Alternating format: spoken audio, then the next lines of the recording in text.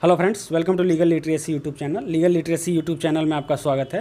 Friends, Delhi के एक court ने सीबीआई के डायरेक्टर से कहा है कि वो आकार पटेल से माफ़ी मांगे, लिखित में माफ़ी मांगे। क्यों? क्योंकि उन्होंने इनको फ़ॉरेन जाने से रोका गया है। फ़ॉरेन जाने से रोका गया है तो इसके बारे में हम पूरी बात करेंगे फ्रेंड कि क्यों रोका गया है, इन पे केसेस क्या हैं और सीबीआई इनमें किसमें क्यों इन्वॉल्व है, और बाकी बात करेंगे कि आकार पटेल ये आखिर हैं कौन। और इसके पहले फ्रेंड्स मैं आपको बता दूं कि एक वीडियो हमने और बनाया है, सेम केस था राना अयूब के बारे में, जिनको कि ईडी ने एलओसी जारी किया था, लुकआउट सर्कुलर जारी किया था और इनको भी फॉरेन जाने से रोक दिया गया था। तो इसमें दिल्ली हाई कोर्ट में ये जब अप्रोच की तो दिल्ली हाई कोर्ट ने इस लुकआउट सर्कुलर को क्वेश कर दिया और क्वेश करने के बाद इनको अलाउ किया। इनको बोला कि right to travel abroad is a fundamental right. तो इस वीडियो में हमने पूरी बात की है, बहुत काफ़ी डिटेल में बात की है। तो इस वीडियो को आप हमारे चैनल पे सर्च करके देख सकते हैं। ये इसका थंबनेल है, इसको देख सकते हैं। तो फ्रेंड्स हम बात करते हैं थोड़ा। सबसे पहले आकार पटेल हैं कौन? तो आकार पटेल फ्रेंड्स हैं एमनेस्टी इंटरनेशनल के इंडिया हेड थे।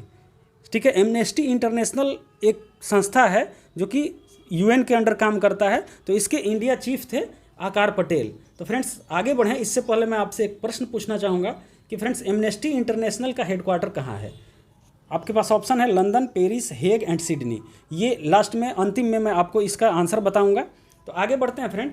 एमनेस्टी इंटरनेशनल क्या है? एमनेस्टी इंटरनेशनल का ऑपरेशन जो है, एमनेस्टी इंटरनेशनल का ऑपरेशन इंडिया में बंद कर दिया गया। बंद क्यों कर दिया गया है? क्योंकि इनमें बहुत सारे मिस अप्रोप्रिएशन ऑफ फंड्स हुए हैं, जैसे FCRA, ठीक है, फॉरेन करेंसी रेगुलेशन एक्ट जो होता है, इसका वायलेशन हुआ है और बहुत सारे केसेस चल रहे हैं एमनेस्टी इंटरनेशनल पे। और चूंकि एमनेस्टी इंटरनेशनल के इंडिया हेड थे तो इनको भी समन किया जाता है, इनको भी बुलाया जाता है, बहुत सारी इन पे इंक्वायरीज चल रही है। तो फ्रेंड्स इस केस में हुआ क्या कि आकार पटेल इनको जाना था फॉरेन।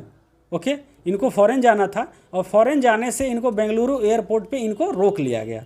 ओके, रोक लिया गया क्यों? क्योंकि सीबीआई ने एक LOC जारी किया है, लुकआउट सर्कुलर जारी किया है।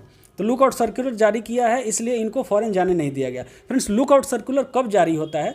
लुकआउट सर्कुलर जारी होता है जब किसी भी जांच एजेंसी को लगता है कि ये इंसान फॉरेन चला जाएगा या भाग जाएगा, फिर वापस नहीं आएगा और हमारी जांच प्रभावित होगा, हम इसको फिर दोबारा पकड़ नहीं पाएंगे। तो वो एक LOC लुकआउट सर्कुलर जारी करता है और उसको विदेश जाने से रोकता है। तो फ्रेंड्स इस केस में क्या हुआ है कि इस केस में इनको एक FIR पे एक इन्वेस्टिगेशन चल रहा है सीबीआई का, और गुजरात के 6th additional district and session जज के पास ये केस है और उनसे आकार पटेल ने परमिशन ले लिया था कि इस ट्रिप पे मैं जाने वाला हूँ। ठीक है, तो एक तरफ उन्होंने परमिशन ले लिया, परमिशन लेके गए और सीबीआई ने इनको जाने से रोक दिया। तो ये क्या हुआ, जुडिशरी के परमिशन को भी आप नहीं मान रहे हैं। तो इनकी जो बात हुई, तो ये जो कहा गया कोर्ट के द्वारा कि LOC जब जारी किया जाता है, तो LOC कब जारी किया जाता है फ्रेंड्स? LOC जब जारी किया जाता है तो LOC जारी करने के लिए एक कंडीशन है कि जो बंदा किसी के खिलाफ नॉन बेलेबल वारंट जारी हो गया है और कई बार उसको बुलाया गया, समन किया गया, लेकिन वो आ नहीं रहा है, खुद को छुपा रहा है।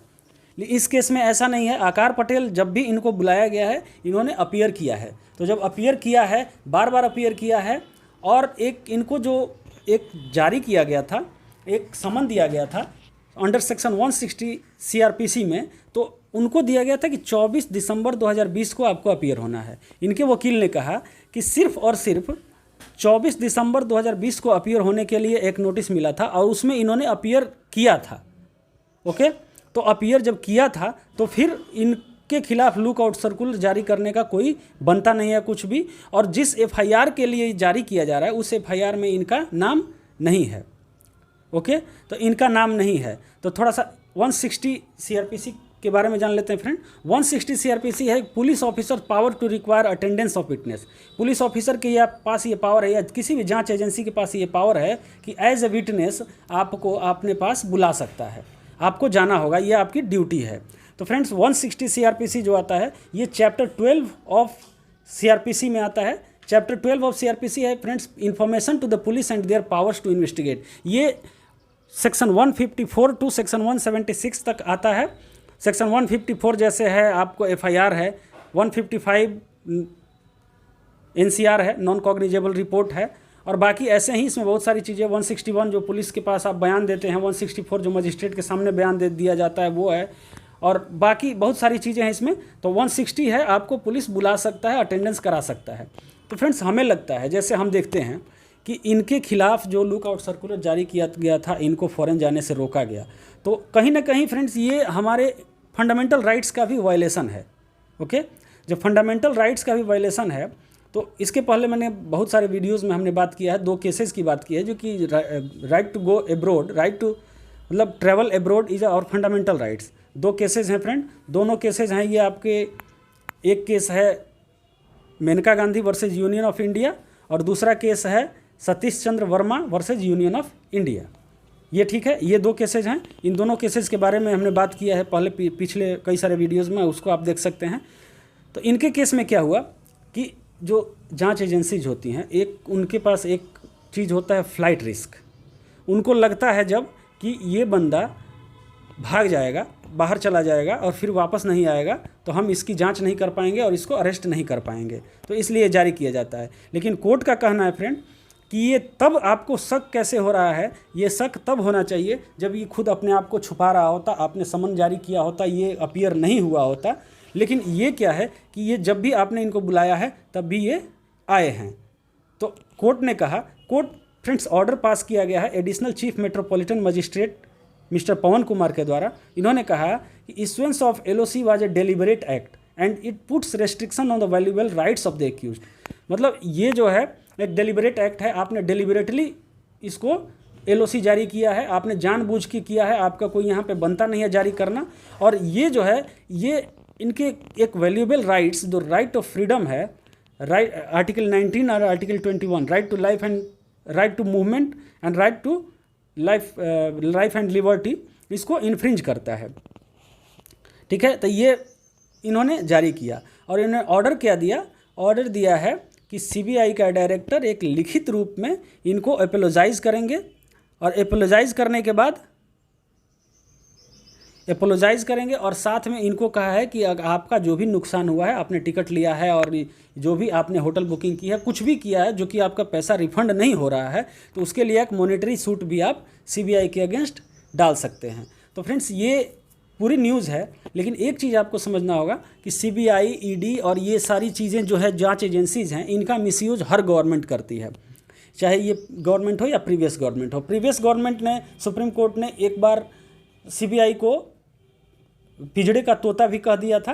तो ये बहुत सारी चीज़ें हैं। अभी हाल फिलहाल में सीबीआई के बारे में चीफ जस्टिस ऑफ इंडिया ने कुछ कहा है, तो ये सारी चीज़ें हैं। लेकिन फ्रेंड्स आप ये देख रहे हैं कि कई लोगों को ऐसा लगता है कि जैसे जांच एजेंसीज हैं, सीबीआई हो गई, ईडी हो गई, इनकम टैक्स डिपार्टमेंट हो गया, ये निरंकुश नहीं है, इनके ऊपर भी अंकुश है, इनके ऊपर कोर्ट्स का है। जो हमारे जुडिशरी है, जुडिशरी पूरी तरह से इंडिपेंडेंट है और जुडिशरी के इंडिपेंडेंस के लिए, जो जुडिशरी का इंडिपेंडेंस है उस पर भी हमने वीडियो बनाया है, जिसमें कि पॉलिटिकल क्लियरेंस लेने की बात की गई थी सरकार द्वारा कि पॉलिटिकल क्लियरेंस लेना होगा किसी जज को, हाई कोर्ट या सुप्रीम कोर्ट के जज को विदेश विजिट करने के लिए, फॉरेन विजिट के लिए, उसको भी दिल्ली हाई कोर्ट ने क्वेश्चन कर दिया था। तो जुडिशरी इंडिपेंडेंट है और जुडिशरी ने काफ़ी अच्छी तरह से सीबीआई को समझाया है। और राना अयूब के केस में ईडी को सिर्फ और सिर्फ क्वेश्चन किया गया था, लेकिन इसमें सीबीआई को, क्योंकि ऐसी घटनाएं बढ़ती जा रही है, तो सीबीआई को इसमें क्या किया गया है, सीबीआई को कहा गया है कि आप लिखित रूप में माफ़ी मांगो। तो फ्रेंड्स थोड़ा सा मैं इनके बारे में बता दूं, आकार पटेल के बारे में। एमनेस्टी इंटरनेशनल के ये इंडिया चीफ थे और एमनेस्टी इंटरनेशनल पे बहुत सारे केसेस चल रहे हैं। मैं एमनेस्टी इंटरनेशनल को क्लीन चिट नहीं दे रहा हूं। एमनेस्टी इंटरनेशनल ने बहुत सारे एफसीआरए वायलेशन किया है, मिसअप्रोप्रिएशन ऑफ फंड्स किया है, बहुत सारे पैसेज बाहर से आए हैं उनको, उसमें इन्होंने भ्रष्टाचार किया है। तो इन पे जो केसेस चल रहे हैं वो अलग हैं, लेकिन एक व्यक्ति का फंडामेंटल राइट्स जो है वो एक काफ़ी मायने रखता है और उस फंडामेंटल राइट्स को आप किसी न किसी रीजनेबल रिस्ट्रिक्शन के तहत रोक सकते हैं। रीजनेबल रिस्ट्रिक्शन होना चाहिए, अनरीजनेबल रिस्ट्रिक्शंस नहीं होने चाहिए। तो फ्रेंड्स ये पूरा न्यूज़ था, इसमें आप अपना राय दें कि इसमें क्या कहना चाहिए, कोर्ट ने सही किया है या फिर सीबीआई का लुकआउट सर्कुलर सही है। आप इसमें अपना राय दें। उम्मीद है फ्रेंड्स वीडियो अच्छी लगी हो तो लाइक करें, शेयर करें एंड सब्सक्राइब करें। धन्यवाद। और फ्रेंड्स मैं आंसर बता दूं इसका, एमनेस्टी इंटरनेशनल का हेडक्वार्टर फ्रेंड्स लंदन में है, ठीक है, एमनेस्टी इंटरनेशनल का हेडक्वार्टर लंदन में है। धन्यवाद।